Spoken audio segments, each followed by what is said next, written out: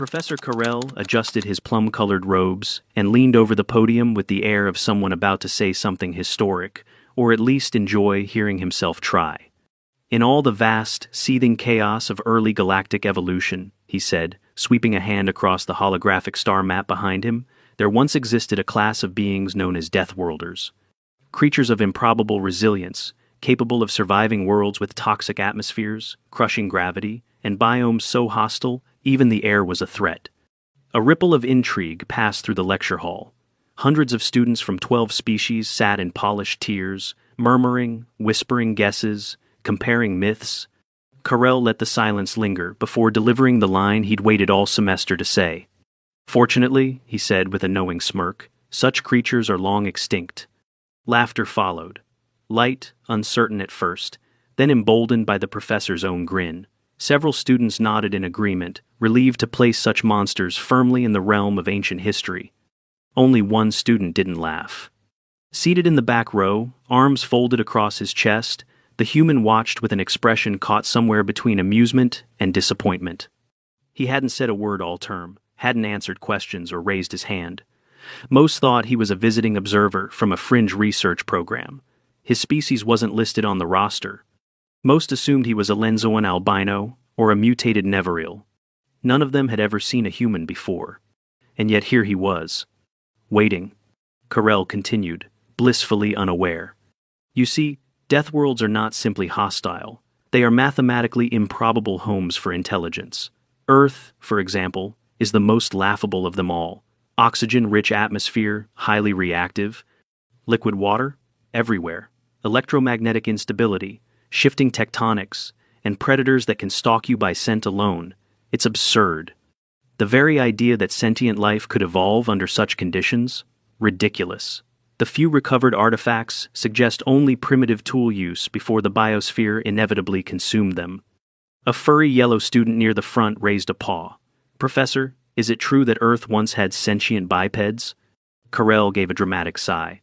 Ah, yes. The Homo sapiens myth. Legend tells of hairless primates who walked upright, hunted in packs, and domesticated fire. But those tales come from scattered Terran satellites and decayed archives, most of them corrupted or exaggerated by the centuries. In truth, no such beings could have survived past their primitive age. Evolution doesn't reward stubbornness on hostile worlds, it punishes it. More laughter. More nods. Except from the back row. The human, now uncrossing his arms, leaned forward slightly. He hadn't moved this much in weeks. Eyes like tempered steel scanned the room. No one noticed until he raised a hand. Carell blinked. Yes, student? The hall turned with him. Even the ventilation system seemed to quiet. The man stood. Name's Alex, he said. I'm from Earth, and Deathworlders aren't extinct. Gasps echoed off the polished Plaz walls. One student dropped a stylus. Another leaned so far forward their ridged antenna dipped into the row below. Carell's brow furrowed, but only for a moment. Then came the smile again, patronizing, tired. That's quite the claim, he said, chuckling lightly. You understand, we've reviewed thousands of planetary bioscans. Earth's classified as a Tier 5 hostile world, uninhabitable by known sapient physiology. You're saying you're human? Alex's reply came smooth, but hard. Yes. And you come from this death world? Carell pressed, voice rising with disbelief. Born there, raised there, bled there, and I'd still be there if the Institute hadn't asked for a diplomatic observer to sit in on your lectures. Carell's mouth opened, then closed. His second eyelids fluttered.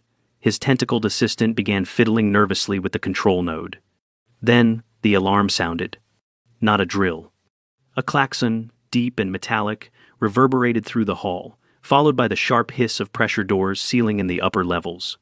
Every being froze. Even Carell paled an impressive feat for a species with blue-green skin. Attention, came the synthetic voice over the comm system. Containment breach in biological wing C. Apex specimen 4 Corax has escaped primary restraints. Warning, Level 4 predator protocols in effect. Screams broke out immediately. The hall shifted from surprise to panic like a switch flipped. Students shoved toward the exits, wings, tails, hooves clattering. one large arachnid like being scaled the wall in pure fear. Carell backed against the wall, fumbling for his emergency communicator. Security! Why isn't the subfield up? No response. The air grew tense. The sound of splintering metal echoed from the corridor just outside the lecture hall. Then the doors burst open, and the predator entered. It was larger than most sentients in the room, hunched low but fast shoulders like compressed alloy, back rippling with muscle under armored scales. It wasn't rampaging yet, just stalking. It sniffed the air. One of the students screamed again. That was enough. It charged. The room detonated into chaos. Desks overturned. A security drone zipped in and was torn apart in 2 swipes. A Zavani student tripped and was pulled to safety by 2 more. The predator was smart. It didn't just lash out. It targeted the slow, the separated, efficient, terrifying. Except it stopped. Mid-stride. Because someone had stepped in its path, Alex. Unarmed, no shield, no armor, just a black t-shirt, cargo pants, and boots made for trudging through ash. He didn't flinch. He didn't yell. He just looked at it. A long, quiet look that didn't waver. And then he said it. One word. Stay. The predator hesitated. Not confusion, not fear, something else. Recognition. The room froze as the creature shifted its weight. One claw scraped the floor. Its nostrils flared. Stay, Alex repeated, firmer now, not loud but final. It stepped back. The entire hall held its breath. Another step, and then another. The apex predator lowered its massive head and backed toward the door it had torn through, disappearing slowly, warily, without turning its back on Alex. And just like that, it was gone. Silence collapsed over the room like a vacuum. Seconds passed before the overhead lights returned to white, before backup drones swept into the room with tranquilizer pulses now pointless. Carell stared. Alex turned to the professor, deadpan. Maybe next time, wait until the specimen's back in the cage before mocking species you don't understand. Carell opened his mouth, but said nothing. Security entered in force, scanning the area, too late for anything but cleanup. A medical assistant hovered toward Alex, visibly confused. Sir, you're unharmed? She asked, scanning him head to toe. Didn't touch me, Alex said. Didn't need to. But protocol says. I know what protocol says. Still, they insisted. He sat for scanning. Heart rate elevated but within range. No injuries, no lacerations, no signs of foreign saliva or airborne contagion. Just a human who had stared down one of the deadliest life forms in the known galaxy and told it what to do. The staff logged the anomaly. The news would hit the networks in less than a cycle. And Carell, still pale and shaking, looked at his podium as if it had betrayed him. Alex simply walked out, nodding politely to the students still huddled in the corners. Later, one of them whispered, he didn't even blink. But Alex had. Once, just to see if it would flinch. The Galactic Institute buzzed with the sound of thousands of languages, but for once, they all said the same thing. Did you hear what happened during Carell's lecture? By the next cycle, the incident was everywhere. First, in hushed gossip along the polished stone corridors. Then, in reposted footage spliced from the security drones that had managed to capture fragments before being shredded. The clip of the predator halting, staring down a lone, unarmed human, and retreating that hit the Institute's internal network within 12 hours. Within 24, it was off-world. By 36, it was on every academic feed from Ovrona to Kess. The Galactic News Grid's lead anchor opened with, Deathworlders, not extinct, and apparently still house-trained. Alex, for his part, had no intention of being interviewed. He ignored the swarm of curious students now waiting for him outside Lecture Hall 3. The same ones who'd barely acknowledged his existence 2 days ago now stumbled over themselves to ask questions. The only person he spoke to that morning was a maintenance drone blocking the corridor near the mess hall. He sidestepped it and muttered, "You're in the way, friend." The drone reversed instantly. It wasn't even programmed for linguistic processing. Back in Hall 3, the scene had been restored, chairs repaired, lights replaced, claw marks buffed out with a disturbing amount of polish. But the room still felt different and emptier. Professor Carell hadn't shown up. Instead, a young administrator named Tern Levo, a lanky being with luminous throat sacs, stood nervously at the podium. Today's lecture on Deathworlder mythology has been suspended. The faculty is currently reassessing certain classifications. In the meantime, observer Alex from Earth has agreed to provide a cultural overview of his species. Murmurs again, but no laughter this time. Alex walked in late, no fanfare, just a plain data slate in one hand and a cup of what the food dispensers optimistically labeled coffee in the other. He nodded at Turn Levo, who looked like he might combust from anxiety, then stepped up. There was no smirk now, no posturing. Just a man who'd already saved the room once, and now owed them the truth. He set the slate down. "All right," he began, voice low but steady. "Let's start with gravity." A projection flickered on behind him, displaying Earth's planetary statistics. Earth's gravity is 9.8 meters per second squared. You've probably read that, but I don't think most of you understand what that means, unless you've felt it. We weren't built to be light. Every motion costs something. Our bodies are dense muscle, bone, organs. When we fall, it hurts. When we run, we sweat, burn calories like kindling, and breathe in the raw atmospheric mix of oxygen and nitrogen just to keep pace. A tentacled student raised an appendage slowly, but that level of gravitational force would crush the vascular systems of most known species. Alex nodded. It nearly crushed ours, too. That's why our circulatory systems work like pressurized plumbing, hearts the size of fists, arteries that flex, bones so thick they sometimes don't break when they should, which creates its own problems. He tapped the display, switching to a skeletal diagram. "You see this?" He highlighted a femur. "Fractured one of mine when I was 17. Took 4 months to walk right again. No genetic regen, no cellular rebalance tanks. Just surgery, a cast, and a long, miserable period of physical therapy." He looked up. "That's how we do it, the hard way." Another student, this one scaled and green, tilted their head. "Why not move to a more hospitable world?" "Because Earth is home. We didn't evolve for comfort. We evolved for survival. The weather can kill you in a dozen ways. We have storms that level cities. Water vapor funnels that can toss a vehicle like a toy. We built under that sky.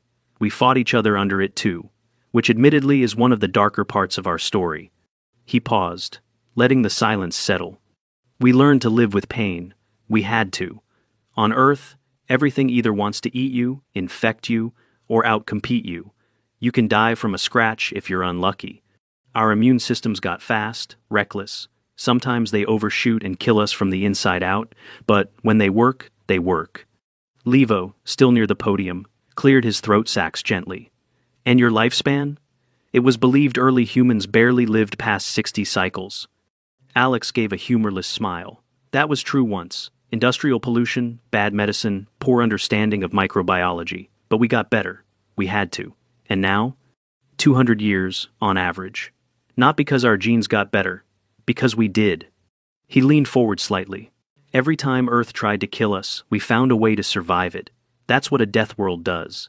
It doesn't make you strong. It makes you desperate, innovative.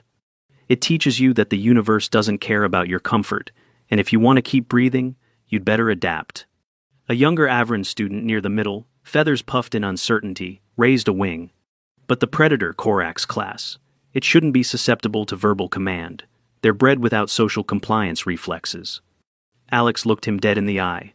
"I wasn't giving a command. I was establishing dominance." The student blinked rapidly. "With just a word?" "With everything behind the word," Alex said. "Body language, tone, breathing pattern, pupillary dilation, eye contact. You think that creature's never seen another apex predator before? It saw one in me, and it backed down." The room went utterly still. And finally, Alex added, "That thing wasn't the scariest thing in that room." He let the words hang, then tapped the console again, shutting the display off. "I'm not here to scare you," he said, quieter now. "But don't lie to yourselves. Deathworlders didn't go extinct. We just stopped sending invitations." He stepped down without another word. No applause. Just stunned silence. Turn Levo stood there, his throat sacs visibly trembling. Alex paused on his way out. "I'd recommend updating the archive classifications." And then, he left. Carell watched all of it from a side feed in his office. He hadn't left his quarters since the breach. The Institute's administrators hadn't contacted him yet, perhaps out of pity, or shock, or both. He had taught for 92 years, had debated with elders from the Qatari Corps, had published 17 papers on evolutionary bottlenecks in pre-oxygenated worlds. And yet all it took was one calm sentence from one Deathworlder to unmake all of it. He looked at his lecture notes, then slowly deleted the folder. The official announcement came 2 cycles later. Galactic Archive Amendment #4421A. Planet Earth status updated. Deathworld Class 5. Intelligent species, Homo sapiens. Current status, active. Cultural threat level, unknown. Caution advised. The Institute posted it without commentary, but the implications rippled everywhere. The diplomatic councils began emergency meetings. Research departments reopened long-abandoned Terran studies. Defense committees requested updated intel. Some called for peace offerings, others, quarantines. Most just stared at the footage and whispered the word again and again. Stay. Security personnel followed Alex now. Not because he was dangerous, though, privately. Many of them had flagged him as potentially deterrent to hostile fauna in their reports, but because no one wanted a second incident. After the Predator breach, the Institute's internal council quietly pushed through a protocol. No Deathworlder walks unescorted through high-traffic wings. Alex didn't protest. But he noticed. 3 days had passed since the lecture hall incident. During that time, Carl's resignation was accepted with a single-line announcement. Professor Emeritus Carl has stepped down to pursue independent research. No one bought it. The man hadn't even cleared his office. It was said he sat motionless for hours in front of the old archives, watching grainy footage of lightning storms and volcanic eruptions on pre-collapse Earth. Alex hadn't spoken to him since. In fact, he'd barely spoken at all. Until now. Please state your medical history, in full. The diagnostic scanner in medbay blinked politely at him. The nurse, a translucent-skinned Vocerie technician named Bren, hovered nearby with an expression of forced calm. Alex gave a tired sigh and sat on the padded bench. You want the long version or the short one? Whichever is medically accurate. Alex rubbed the back of his neck. Concussion at age 12, broken femur at 17, first and second degree burns on both arms, campfire accident. 2 cracked ribs from boxing, separated shoulder, multiple lacerations, kidney stone once. That sucked. Bren stared. When did these injuries occur? Within the last decade? Kidney stone was 3 years ago. The rest, childhood through early adulthood. She blinked slowly. You were permitted to box? For fun. Some people wrestle. Others run into each other on ice with knives on their feet. Humans are complicated. She made a noise that sounded suspiciously like a whimper and returned to the scanner. Your skeletal density is abnormally high. Organ placement is inefficient. Your cardiac pressure is near hemorrhagic levels. Your immune system is inflamed. Alex raised an eyebrow. Inflamed? There's no other word for it. It's like your body is preparing for an infection at all times. He gave a small, almost sad smile. It is. She hesitated, looking down at her tablet. And yet, you've survived. We always have, Alex replied, softer now. But not without cost. He didn't elaborate, and Bren didn't ask. But she logged his file with a tag rarely used in her profession, unclassifiable resilience. That evening, as the moons of Corvallis drifted above the glass domes of the Institute, Alex sat outside the observatory dome, cross-legged, eating a protein bar that tasted like citrus and regret. A familiar voice interrupted him. You're hard to find. He looked up. Jiren, one of the few students who hadn't run from the Predator, mostly because her species froze when afraid. A towering Avaxi, all ridged plates and dark copper scales. She stood beside him awkwardly, her arms clasped. I wasn't hiding, he said, tearing off another bite. I know, you don't hide. Alex smiled faintly.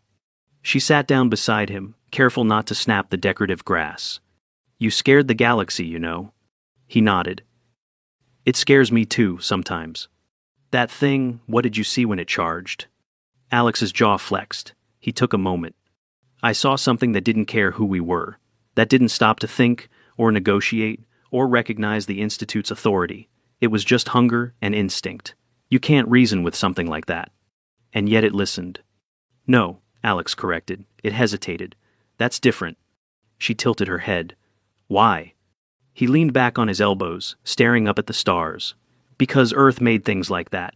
Bigger ones too. The kind that don't stop even when you yell. So, you learn early, if you're not the apex, you become prey. But humans, we adapted not by being the strongest. We learned to think like the predators that hunted us, to understand them, anticipate them. You trained? Not formally. But everyone on Earth learns. Just by living, you feel it. When something's behind you, when it's not safe to camp in that direction, when the birds go quiet, we evolved to listen to the silence. Jaren was quiet for a while, her claws resting lightly on the grass. The professors used to joke about Deathworlders, said they couldn't possibly have formed culture, that violence would have wiped out intelligence. Alex glanced sideways at her. That's because they don't understand suffering. She looked up. You embrace it? No, we hate it. But we've learned from it. It shapes us. On Earth, the question was never, is this fair? It was always, what are you going to do about it? He fell silent. Then added, that's what Earth makes.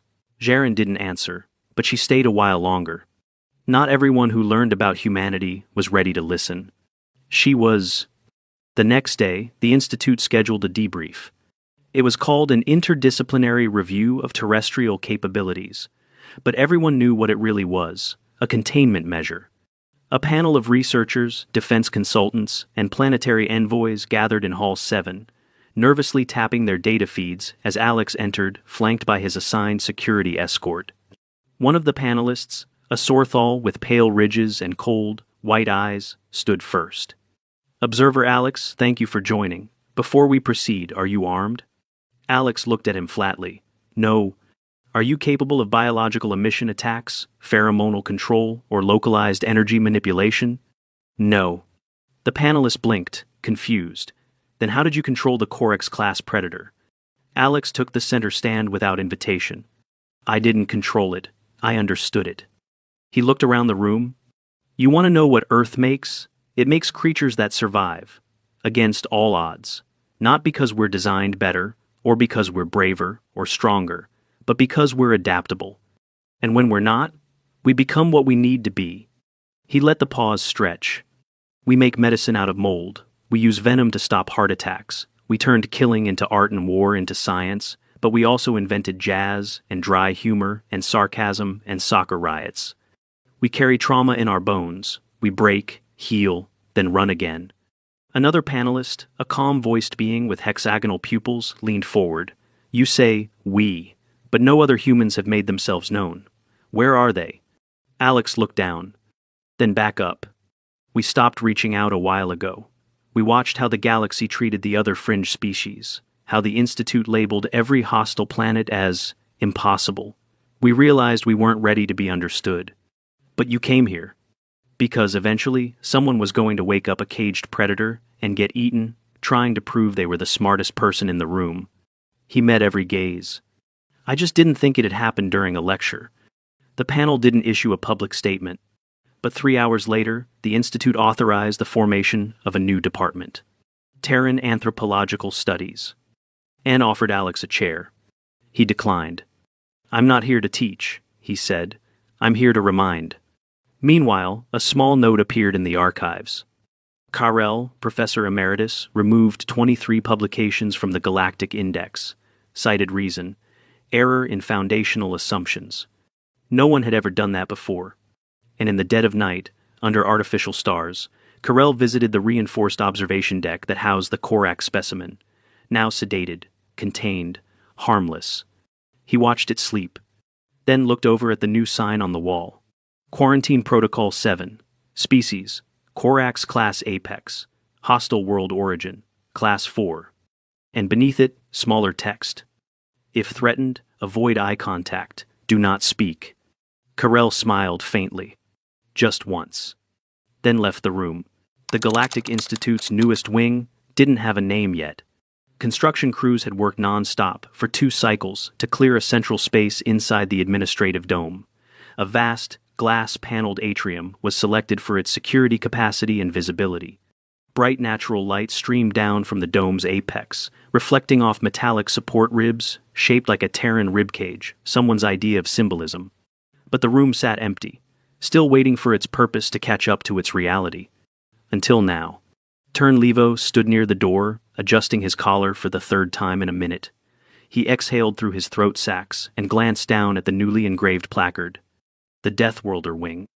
Dedicated to resilience, adaptability, and the intelligent defiance of extinction. It was a bold choice. Levo didn't like bold choices. He checked his chrono. Alex was late. But not by much. Alex walked in alone, his boots echoing faintly on the polished floor. He wore the same black shirt and utility pants as usual. No robes, no insignia, no weapons. Just a datapad tucked under one arm. Levo perked up. It's an honor to... Don't.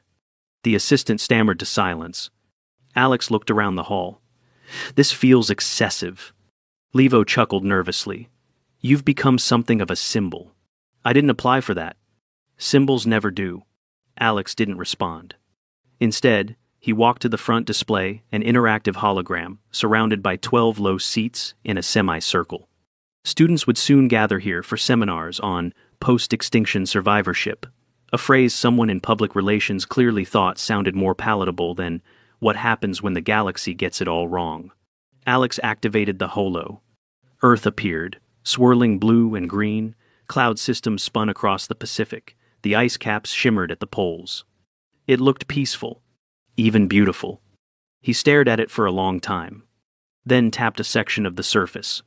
The display zoomed in: desert, rugged mountains, scar tissue from ancient tectonic conflict, dried riverbeds, dust storms. That's the Mojave, he said aloud, as if someone had asked. We trained there. He didn't say who we were. Levo stepped forward cautiously. We've been getting inquiries from research planets, from governments, even from military academies. They want to know more about you. Alex tilted his head. So now they're interested. It's not just curiosity. Some are nervous, others hopeful. You want to know if we're dangerous, Alex said, not unkindly. Levo hesitated. Alex turned to face him. We are. The assistant tensed. But not how you think, Alex continued.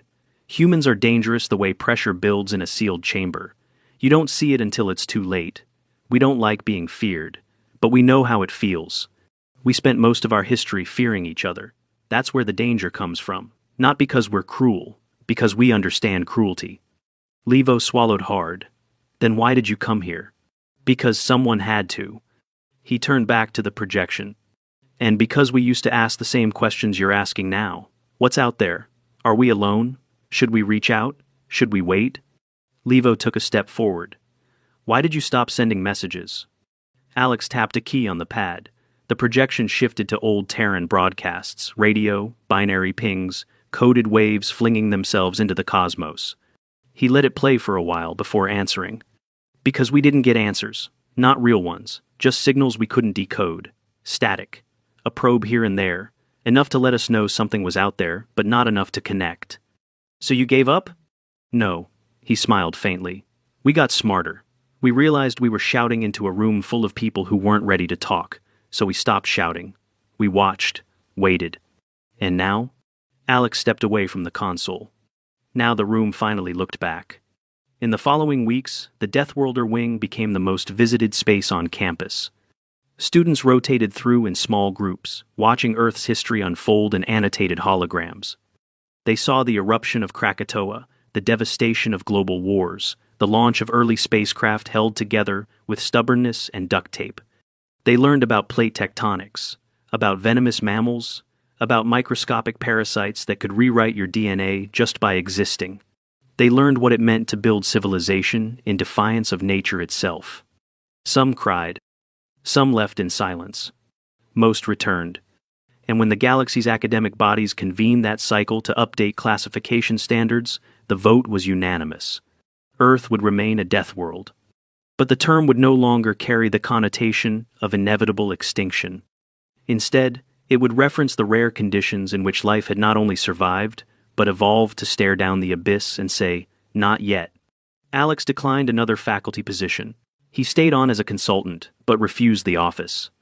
Instead, he could be found sometimes in the quieter areas of the grounds near the ornamental lake or beneath the dome gardens, answering questions from brave students who worked up the nerve to ask.